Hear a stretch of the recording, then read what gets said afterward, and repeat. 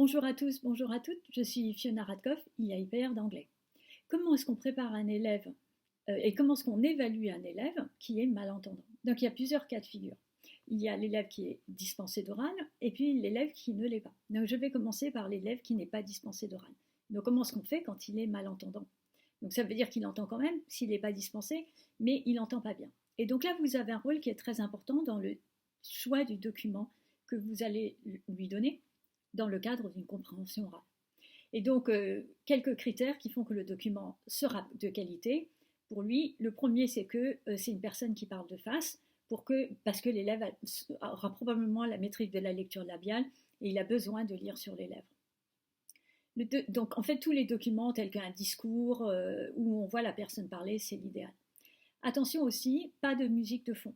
Des fois, il y a des reportages qui sont très intéressants et c'est une personne qui parle de face, mais en fait, il y a une petite musique de fond qui est répétitive et en fait qui vient polluer sur le plan sonore ce que dit la personne. Donc attention, pas de musique de fond.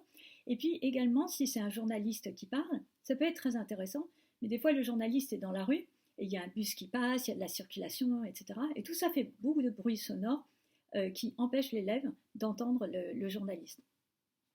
Enfin, pas de personnage barbu. La lecture labiale est plus difficile quand la personne qui parle est barbue.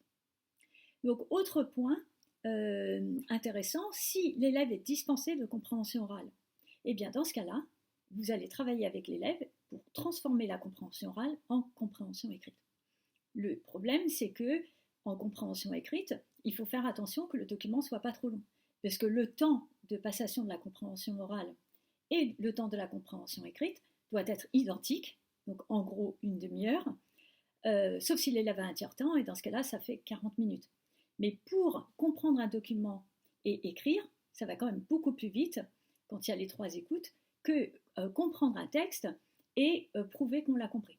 Donc c'est la raison pour laquelle, s'il ne peut pas faire de compréhension orale et que vous lui proposez une compréhension écrite, eh bien, il faut que le texte soit court, maximum de 250 mots par expérience.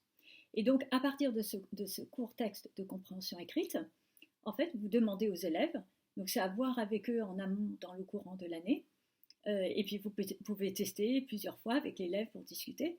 Est-ce que c'est un compte-rendu en français ou en anglais?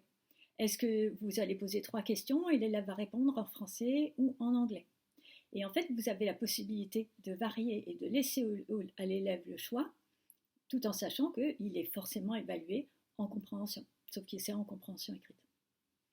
Et si l'expression orale n'est pas possible, dans ce cas-là, vous transformez l'expression orale en expression écrite. Et donc toujours selon le même principe, c'est-à-dire que c'est pas qu'on enlève une évaluation, en fait c'est qu'on l'adapte.